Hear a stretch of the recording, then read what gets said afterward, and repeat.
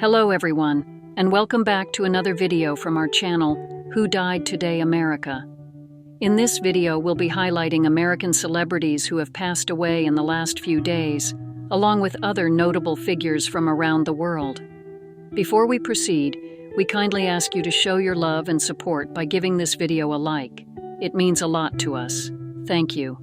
Now let's begin. David Harris, the talented actor best known for his role as Cochise in the cult classic The Warriors, passed away at the age of 75 after a courageous battle with cancer. Harris, a fixture in both film and television, left an indelible mark on audiences with his performances in a range of roles, often portraying complex characters with depth and authenticity. Born David Dominic Harris in New York City on June 18, 1949, he showed an early passion for the arts and honed his craft at the High School of Performing Arts. Harris made his acting debut in Judge Horton and the Scottsboro Boys, where he played Haywood Patterson, demonstrating a natural talent that would pave the way for his later career. His portrayal of Cochise, a charismatic and fearless gang member in The Warriors, cemented his place in cinema history. The film's cult following grew steadily over the years, and Harris later reprised his role for the video game adaptation in 2005, reconnecting fans to the memorable character he had so vividly brought to life. Throughout the 1980s, Harris continued to showcase his versatility with notable roles in films such as Brubaker, Purple Hearts, and A Soldier's Story. He often portrayed military and law enforcement figures, bringing a compelling strength to these roles. During the 1990s, Harris shifted his focus to television, where he became a familiar face on shows like NYPD Blue, in which he played Officer Donnie Simmons over several episodes, and in numerous other series, including Hill Street Blues and In the Heat of the Night. In addition to his film and television work, Harris continued to perform in a variety of roles, always bringing dedication and intensity to his craft. His final years saw him return to the screen for guest roles, remaining active in the industry he loved until nearly the end of his life. David Harris is survived by his daughter, who was a source of pride and joy in his life. He passed away peacefully at home in New York City. His work continues to inspire fans and fellow actors alike, preserving his memory as a beloved figure in Hollywood. Eric Paulson, who passed away at the age of 74, was a trusted voice and beloved presence in New Orleans television, known for his more than 4-decade-long role as WWL-TV's morning anchor. After a brief battle with an aggressive form of cancer, Paulson left a legacy marked by his dedication to storytelling and commitment to the people of New Orleans. Paulson began his journey at WWL-TV in 1977 and soon became synonymous with morning news in the city. His lighthearted humor and deep knowledge of New Orleans culture, food, and music resonated with audiences, who found comfort and connection in his warm style. Whether covering breaking news or sharing the unique spirit of the city, Paulson's work always highlighted his love for the place he called home. Among his most lauded efforts was his role in WWL's continuous coverage of Hurricane Katrina, for which he and his team earned a prestigious George Foster Peabody Award. Beyond the newsroom, Paulson was an advocate for up-and-coming musicians, a close friend to local chefs, and a frequent face at community charity events. He is survived by his wife Bethany, their son Emmett, his children John and Lexay, his sister Karen, and his brother Kim. We lost another legend on the same day as Eric Paulson, as Jim Donovan, beloved sportscaster and cherished voice of the Cleveland Browns, passed away at the age of 68 after a courageous battle with leukemia. Donovan's dedication to Cleveland's sports community left an indelible mark over his 39-year tenure at WKYC and 25 seasons as the voice that brought Browns games to life. Starting in 1999, Donovan's Browns broadcasts became legendary. His powerful calls, like the unforgettable Run, William, Run during the 2002 season, and his triumphant, "That's it, the Browns are going to the playoffs," in 2023, engraved in the hearts of Cleveland fans. His ability to balance optimism with authenticity endeared him to listeners who tuned in for his perspective on both the highs and lows of Browns history. In 2024, Donovan was inducted into the Browns Legends class, an honor that recognized his profound contributions to Cleveland sports. Born in Boston in 1956, Donovan dreamed of becoming a sports broadcaster from a young age. After graduating from Boston University, he began a career that would lead him to national recognition, including work with NBC Sports NFL coverage and 2 Olympics. Yet, Cleveland was where Donovan's legacy grew, from anchoring WKYC's newscasts to calling Browns games with an unrivaled passion. Donovan's journey through illness was marked by resilience. Diagnosed with leukemia in 2000, he underwent a bone marrow transplant in 2011 and continued his broadcasting career, inspiring many with his strength. Even in the face of recurring illness in 2023, he returned to the Browns booth, joining fans in celebrating memorable victories. Jim Donovan is survived by his wife, Cheryl, and daughter, Megan. He will be remembered not only as a legendary broadcaster, but as a symbol of determination and unwavering love for the Browns and Cleveland community. Cole Brings Plenty, who passed away at the age of 27, was a rising talent best known for his work in Paramount's 1923, the hit prequel series to Yellowstone. Known for his deeply authentic and moving performances, Cole left a lasting mark on audiences despite a brief career in acting. He brought a unique presence to his characters, representing both his family's cultural legacy and a new generation of Native American actors gaining visibility on screen.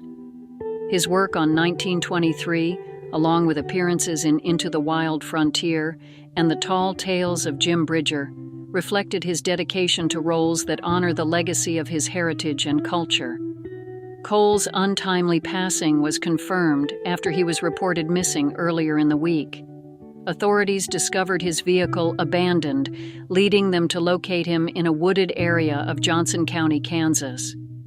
While his family and fans awaited news, Cole's uncle and fellow actor, Mo Brings Plenty, had issued multiple pleas for assistance in the search, sharing family updates and asking for the community's prayers and support.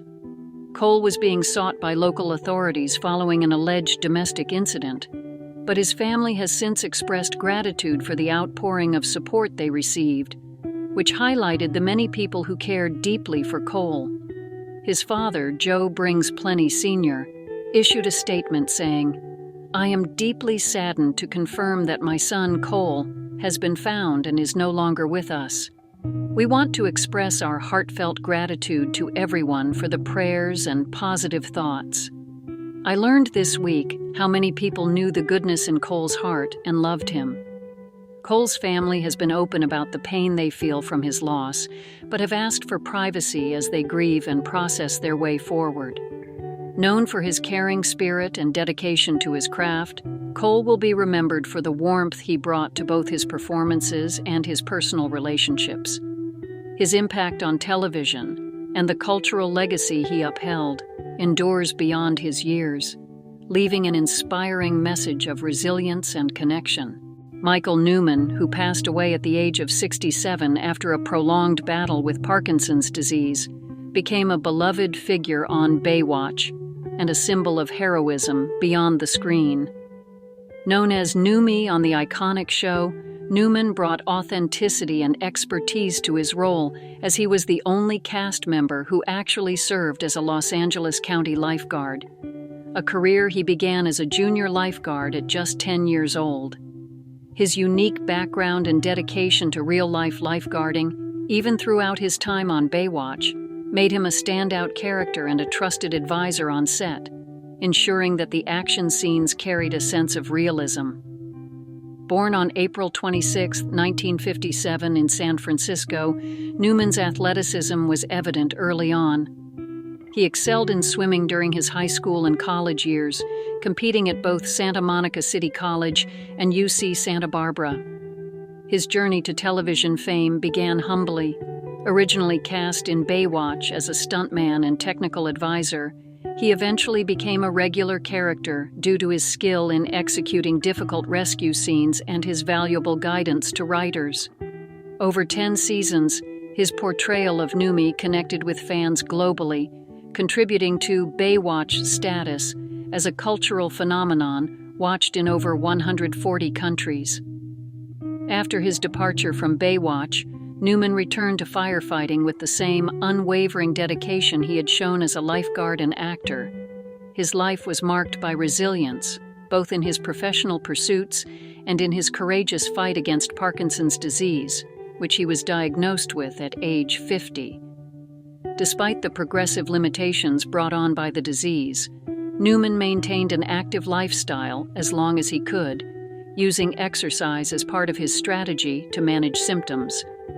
Newman is survived by his wife of 37 years, Sarah, his son Chris, who followed in his father's lifeguard footsteps, his daughter Emily, and granddaughter Charlie June. His family has invited those wishing to honor his legacy to make donations to the Michael J. Fox Foundation for Parkinson's Research, a cause he held dear. Michael Newman leaves behind a legacy of bravery, authenticity, and inspiration, cherished by his family, colleagues, and fans alike.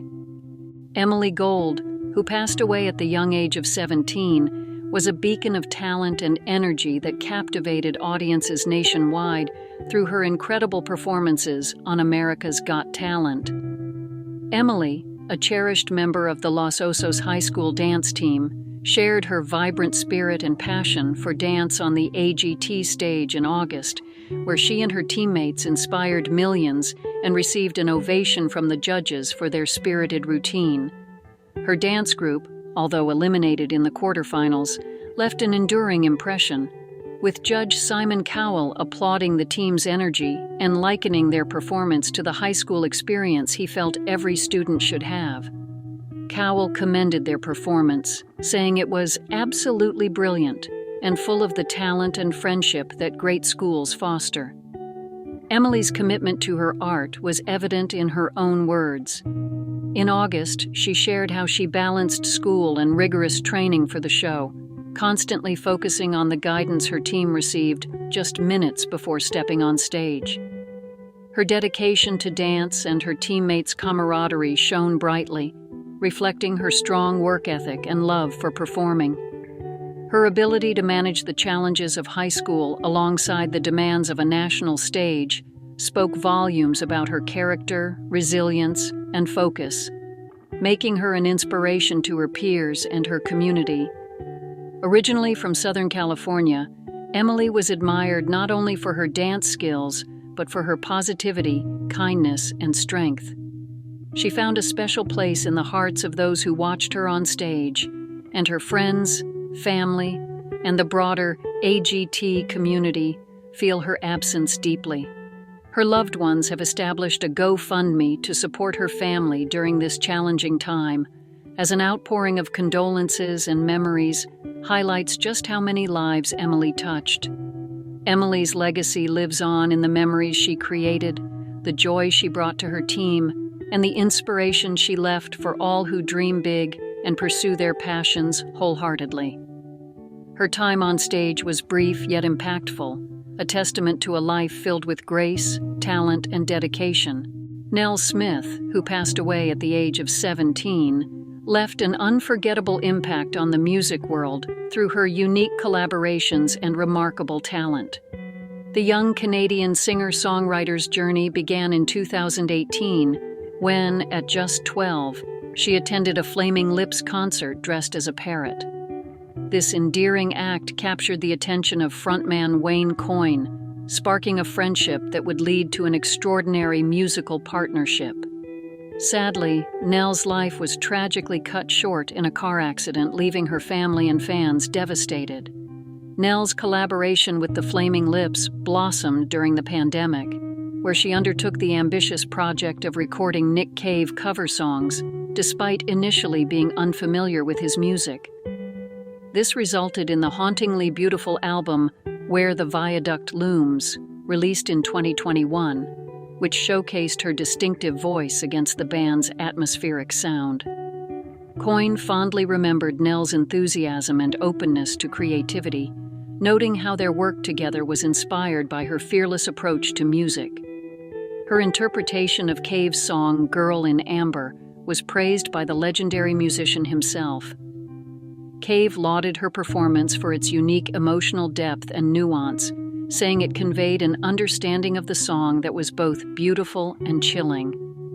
The album highlighted her exceptional talent, allowing her to carve a unique place in the indie music scene, impressing both her collaborators and music lovers worldwide. As she prepared for the release of her debut solo album in 2025, Nell's promise as an artist continued to shine brightly, supported by fans who backed her through a successful Kickstarter campaign. She was a young talent on the rise, carrying a raw, untapped potential that was only just beginning to unfold. Bella Union's Simon Raymond, her label's head, expressed his heartbreak over her passing, sharing the sorrow felt across the music community. Nell Smith's legacy is one of youthful courage and creativity, leaving behind a body of work that will inspire and resonate with those who knew her and her music. She was more than an emerging artist. She was a symbol of artistry and innocence, whose brief but impactful career touched all who listened. Phil Lesh, who passed away at the age of 84, was the founding bassist and a beloved figure within the legendary rock band, the Grateful Dead. Lesh's instrumental prowess and creativity helped shape the Grateful Dead's iconic sound, transforming the band into a cornerstone of rock music and pioneers of the jam band movement. His family shared that Lesh passed peacefully, surrounded by loved ones, and the statement celebrated the immense joy he brought to those around him and his enduring legacy of music and love. Born in 1940 in Berkeley, California, Lesh initially trained as a trumpet player, immersed in avant-garde jazz and classical music, which later influenced his unique bass style. Lesh was introduced to the rock scene when he met Jerry Garcia in 1962 and joined Garcia's band, then called the Warlocks, as a bassist, despite not having played the instrument before. Renamed the Grateful Dead in 1965, the band went on to become synonymous with San Francisco's psychedelic rock scene. Lesh's innovative, melodic approach to the bass drew on jazz improvisation and classical techniques, lending the band's music a distinct and recognizable depth. Throughout the late 1960s and 1970s, the Grateful Dead rose to fame with their live performances and extensive tours, cultivating a devoted fan base known as Deadheads. Lesh contributed vocals and occasionally songwriting, with "Box of Rain" being a standout. Written for his father, it became one of the band's most cherished tracks. This song also marked a poignant moment in the Grateful Dead's history, as it was the last song they performed with Garcia before his death in 1995. Following Garcia's passing and the band's dissolution, Lesh continued to honor the Dead's legacy through musical projects like The Other Ones, Phil Lesh and Friends, and Further. He was known for his resistance to conventional recording practices, preferring live improvisational performances that varied with each show. As he once explained, he disliked the idea of freezing music in amber and relished the unique nature of live concerts. Lesh's contributions to music earned him recognition as one of the most inventive bassists in rock history, with Bass Player magazine ranking him among the greatest of all time. His approach elevated the role of the bassist from rhythm support to melodic leadership, guiding the band through exploratory musical journeys.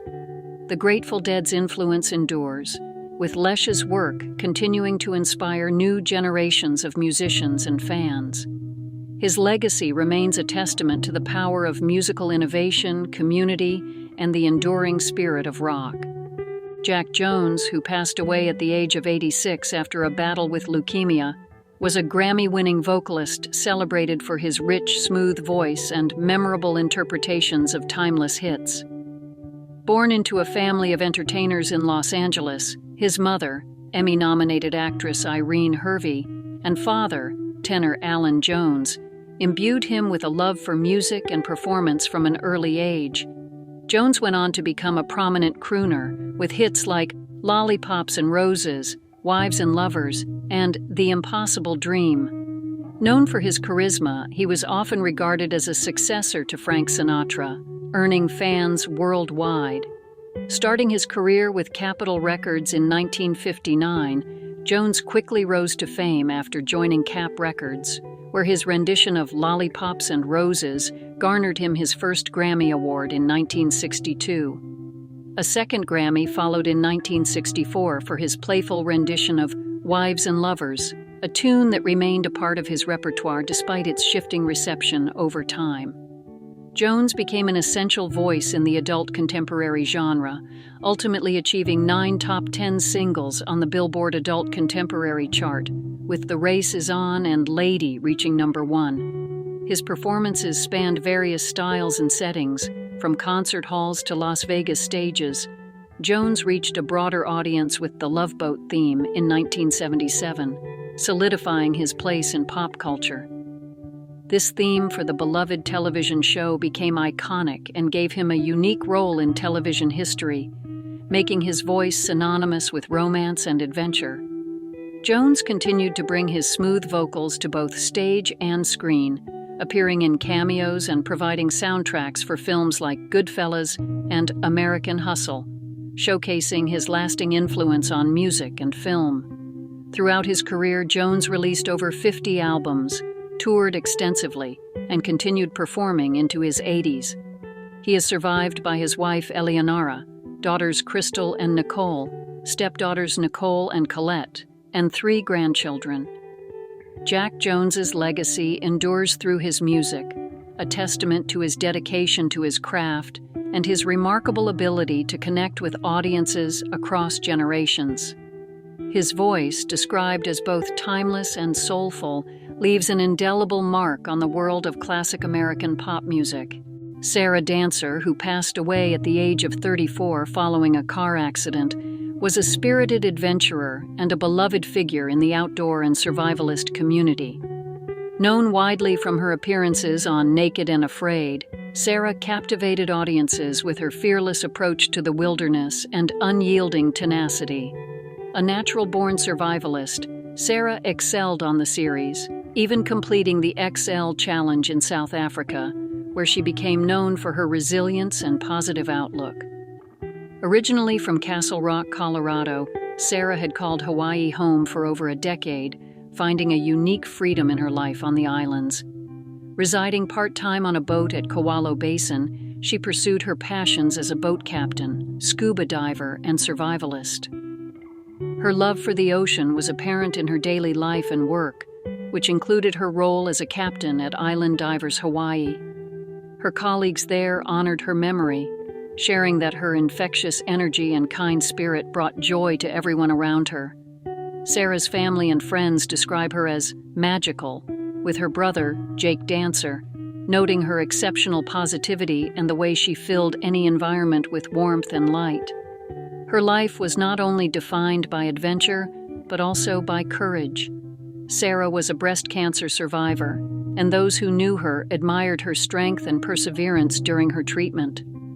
Her co-star and friend Melissa Lauren paid tribute, describing Sarah as a modern-day pirate and a person who embraced life with a childlike wonder, appreciating the beauty in things often overlooked. Her passing has left an indelible mark on her loved ones and the community she touched with her boundless enthusiasm for life. Although her time was tragically cut short, Sarah Dancer's legacy as an explorer, survivor, and inspiration to many lives on. Her adventurous spirit and zest for life will continue to inspire those who knew her and those who watched her embrace every challenge with courage and joy. Ron Ely, who passed away at the age of 86, was a beloved actor best known for his groundbreaking role as the first Tarzan on television. Ely's striking 6'4" frame and fearless demeanor captivated audiences during the NBC series' 2-season run from 1966 to 1968, making him a household name. Known for doing his own stunts in the challenging jungle landscapes of Brazil and Central America, Eley's physical commitment to the role left a lasting mark on the series and set the standard for future portrayals of the iconic jungle hero. Born Ronald Pierce Eley on June 21, 1938, in Hereford, Texas, Eley moved to California after attending the University of Texas at Austin for a year. He began his career with minor roles, including his film debut as a pilot in South Pacific, 1958, and early television appearances on shows like Father Knows Best and The Aquanauts.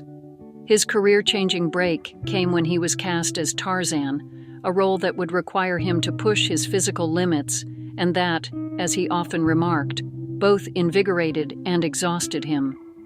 Eley's career extended beyond Tarzan. In 1975, he portrayed the pulp hero Doc Savage in Doc Savage, the Man of Bronze, showcasing his versatility and further cementing his place as an action star. In addition to acting, Eley hosted the Miss America pageant in 1980 and 1981 and presided over the game show Face the Music, broadening his connection with audiences across genres. In later years, Eley explored different creative outlets, including writing 2 novels centered on Private Eye Jake Sands. His contributions to television continued with appearances on popular shows like The Love Boat, Wonder Woman, and L.A. Law. Eley's enduring appeal, however, remained tied to his roles as heroic figures who embodied courage and resilience. Ron Eley leaves behind a legacy of groundbreaking performances that redefined television adventure. Remembered by his daughter Kirsten as a hero and a family man, Eley's life and work inspired countless fans and colleagues. His legacy will live on through his memorable roles and the strength of character he brought to each one. Fernando Valenzuela, the legendary Mexican-born pitcher who ignited Fernando Mania and forever changed baseball's landscape, has passed away at the age of 63. Known for his remarkable achievements with the Los Angeles Dodgers, Valenzuela was the first and only pitcher to win both the Cy Young and Rookie of the Year awards in the same season, 1981. His extraordinary career and unique connection with fans elevated him beyond the game, transforming him into an icon in the Latino community and an enduring symbol of excellence and pride. Born on November 1, 1960, in the small town of Echoaquila in Sonora, Mexico, Valenzuela was the youngest of 12 children. From humble beginnings, he swiftly rose through the ranks, signing his first professional contract at age 16. Spotted by Dodgers scout Mike Brito, Valenzuela's life would take a historic turn when he joined the team at 18. In 1981, he debuted as the Dodgers' starting pitcher on opening day, captivating fans and securing an 8-0 record in his first 8 games, all while posting a 0.50 ERA. His thrilling shutouts and his trademark skyward glance during his pitching windup became cultural phenomena, encapsulated by the fervor known as Fernando Mania. Valenzuela's stats were unparalleled. He achieved 6 consecutive All-Star selections from 1981 to 86, completed 97 victories, and struck out 1,258 batters with a career ERA of 2.97 during that time. His talents extended beyond pitching. He was an adept hitter with 10 home runs to his name. His 1990 no-hitter against the St. Louis Cardinals, marked by Vin Scully's iconic call, stands as a peak in his career, celebrating both his pitching prowess and his connection to fans. Throughout his career, Valenzuela played for multiple teams, but his heart remained with the Dodgers. Retiring in 1997, he returned as a Spanish-language commentator and received numerous honors, including induction into the Mexican Professional Baseball Hall of Fame in 2014. His number 34 was retired by the Dodgers in 2023, an honor reserved for Hall of Famers, but made special for Valenzuela in recognition of his profound impact. Beyond baseball, Valenzuela represented Mexico in the World Baseball Classic as a coach and served as a part owner of the Mexican League team Tigres de Quintana Roo. He is survived by his wife Linda, children Fernando Jr., Ricky, Linda, Maria, and 7 grandchildren. Valenzuela's legacy as El Toro endures as a monumental figure who bridged cultures, inspired generations, and exemplified the boundless power of sports. Bill Haye, the celebrated former Blackhawks star and influential NHL executive, passed away at the age of 88. Known for his pivotal role in leading the Chicago Blackhawks to a Stanley Cup victory in 1961 and his lifelong dedication to the sport, Haye's legacy remains one of enduring excellence and profound impact on the hockey world. Born into a family of hockey aficionados, Haye began his NHL career with the Blackhawks in the 1959-60 season, where he quickly made his mark by winning the Calder Trophy as the league's top rookie. In his debut season, he scored 55 points, showcasing his prowess on the ice. Haye soon became a part of the iconic $1 Million Line, alongside legends Bobby Hull and Murray Balfour. Together, they helped Chicago secure its first Stanley Cup title in over 2 decades, etching Haye's name in Blackhawks history. In total, Haye's NHL career spanned 8 seasons, during which he amassed 113 goals and 386 points across 506 games. Though he stepped away from hockey briefly in 1966 to pursue a successful business career, he returned as a valued player for the St. Louis Blues before retiring from the game. His influence extended beyond the rink as he transitioned into a prominent role within hockey's administrative circles, eventually serving as president and CEO of the Calgary Flames. Beyond his contributions to individual teams, Haye's dedication to growing and preserving hockey led him to leadership positions within Hockey Canada and, ultimately, as chairman of the Hockey Hall of Fame.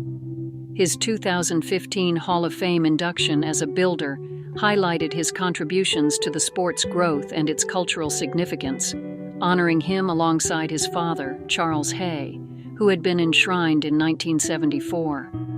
Bill Haye's career embodied a commitment to excellence and integrity, from his early achievements as a player to his influential roles shaping the future of hockey. His passing leaves a legacy treasured by fans, peers, and the entire hockey community. He is remembered not only as a champion on the ice, but as a true steward of the game. John Lell, the versatile actor known for memorable roles in Dark Shadows and The Twilight Zone, has passed away at the age of 95. Known for his character-driven performances in numerous television classics, Lell's work left an indelible mark on 1960s and 1970s TV, particularly in roles that ranged from supernatural thrillers to iconic American dramas. Born John Whiten Lell Jr. on November 6, 1928, Lell's career spanned multiple decades, and he remained a compelling presence in Hollywood until his retirement in the mid-1880s.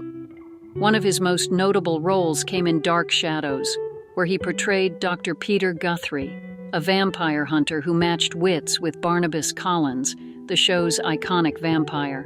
His portrayal contributed to the eerie, dramatic allure that captivated a loyal teenage audience who appreciated the show's mix of horror and soap opera suspense. Lell was also recognized for his appearance as John Wilkes Booth in The Twilight Zone, demonstrating his range as an actor capable of exploring complex historical characters. Throughout the 1960s, he became a familiar face on television, with roles in beloved series such as Wagon Train, Hazel, Route 66, and Flipper. In the 1970s, he made appearances on Mission Impossible, Night Gallery, Mannix, and later on Dallas in 1984, cementing his legacy across a variety of genres. In addition to his work on screen, Lell showcased his talents on the Broadway stage in Roman Candle, where he played a fire control officer. His dedication to his craft spanned both live and recorded performance, highlighting his versatility and commitment to storytelling. Lell's personal life included 3 marriages, one of which was to actress Patricia Smith. While he retired from acting nearly 40 years ago, his roles remain cherished among fans of classic television and serve as a testament to his skill and dedication. Lell's passing marks the end of an era for classic television enthusiasts. His contributions to iconic shows like Dark Shadows and The Twilight Zone continue to resonate, celebrating a legacy that brought depth and intrigue to American screens. Jennifer Leake, the beloved actress known for her roles in Yours, Mine, and Ours, and popular soap operas like The Young and the Restless and Another World, passed away at the age of 76 after a 7-year battle with progressive supranuclear palsy. Her passing at her home in Jupiter, Florida, has left a void in the world of daytime television and among fans of classic Hollywood. Born on September 28, 1947, in Cardiff, Wales, Leake's journey was as international as it was remarkable. Her family's moves took her from Hertfordshire to Nova Scotia, Jerusalem, and Toronto. She began her acting career in Canada at just 17, appearing in the pilot of Woyek, directed by Mike Nichols. Though she was cast in Nichols' iconic film The Graduate, immigration issues prevented her from taking the role, but her talent soon brought her to Los Angeles, where her big break awaited. In 1968, Leake starred as Lucille Ball's daughter in Yours, Mine, and Ours, a family comedy about a blended family with 18 children. It was on this set that she met her first husband, Tim Matheson, who played her on-screen stepbrother. Following her passing, Matheson honored her memory, describing her as a remarkable woman, strong, lovely, and incredibly talented. After moving to Los Angeles, Leake found success on television with guest roles on The Mary Tyler Moore Show, Hawaii Five-0, and Nero Wolfe. However, it was in the world of soap operas that she found her niche, playing Gwen Sherman on The Young and the Restless for 3 years, and later joining Another World as Olive Springer Gordon Randolph for 3 more. Her husband, James Dioria, noted that soap operas became her favorite medium, and she became electric in front of the camera, despite her natural shyness. In the mid-1980s, Leake retired from acting to pursue a career in real estate. She and Dioria spent many years in the Hamptons before relocating to Florida in 2017. Known for her quiet, private nature, Leake captivated audiences with her on-screen intensity and left a lasting impression on her colleagues and fans. Leake is survived by her husband of 47 years, James Doria, and her brother, Kenneth Leake. Breaking news of the day. News 1. Actor and comedian Jamie Foxx has clarified that his recent mention of Sean Diddy Combs during a comedy set was purely a joke, not a serious claim about his health incident last year. Rumors surfaced online that Foxx had suggested Diddy was somehow involved in his April 2023 medical emergency. However, sources close to Foxx confirmed that he was speaking in jest, aiming for laughs rather than sparking controversy. Foxx's comments were part of his upcoming comedy special, What Had Happened Was, which was recorded earlier this month in Atlanta.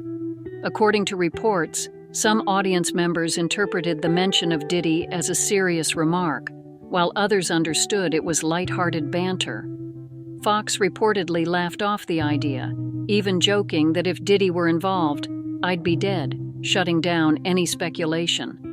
Social media reactions and ongoing online discussions fueled confusion, but Foxx's team reassured fans, stating that Jamie's words were not meant to be taken seriously.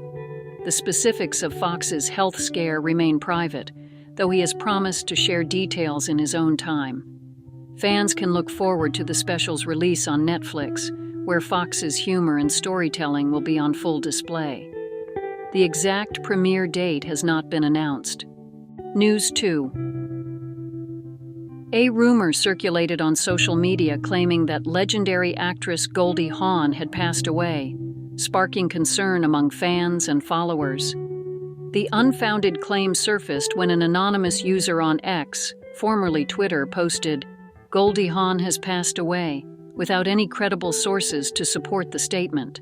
The post quickly gained traction, leaving fans confused and worried about the 78-year-old actress's well-being. Shortly after, both Hawn and her spokesperson stepped forward to debunk the misinformation. Her spokesperson released a statement confirming, "Goldie Hawn is alive and well. There is absolutely no truth to these rumors, and we ask everyone to refrain from spreading unverified information." Hawn herself addressed fans directly through her official social media account, reassuring everyone with a warm message. "I'm very much alive and grateful for all your love and concern. Don't believe everything you see online." The actress, known for her roles in iconic films like Overboard and The First Wives Club, expressed her gratitude for the outpouring of support. The clarification brought relief to fans who had been misled by the false rumor, reminding social media users of the importance of verifying information.